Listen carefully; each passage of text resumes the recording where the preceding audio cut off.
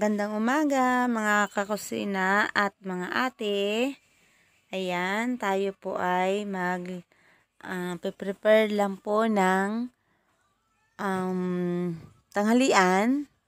Ayan, may malaki akong kamatis na aking ilalagay sa maalat na itlog or salted egg. Oh, 'di ba? Mas malaki pa sa itlog yung kamatis na yan. Ewan ko, parang kamatis ng ibang bansa. 'Di ba? Kaya, ayan, gayat-gayat muna tayo mga ate. Kain muna tayo ng tanghalian. At, wala tayong pasok ngayon. Ayan. Sarap ng kamatis dahil malutong-lutong pa siya. Nakakasawa na rin kasi ng puro isda at manok. Ayan, may iba naman ang ating uulamin ngayon.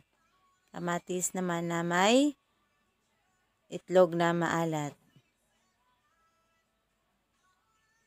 Yan. Meron nga po ba kayong na ibang ginagawa dyan maliban sa kamatis?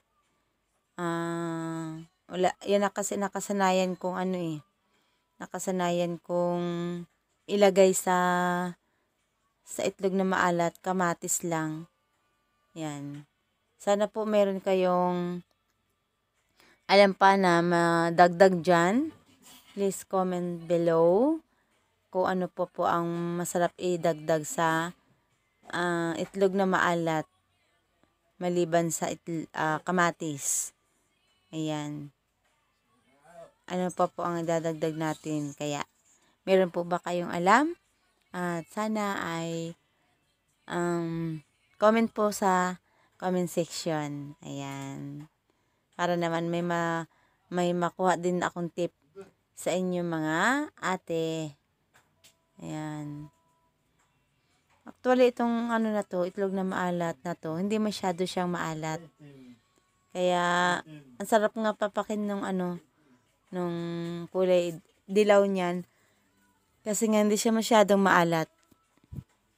Kaya isa lang yung kamatis na inilagay ko. Yan. Malinamnam. Yan. Salamat po sa inyong panonood. Sana po ay samahan niyo ako sa ating lunch. O, diba?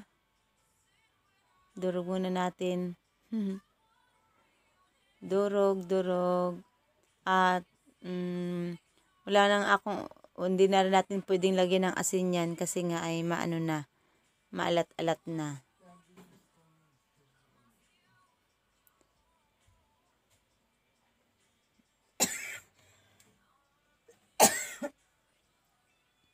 Thanks for watching. Bye.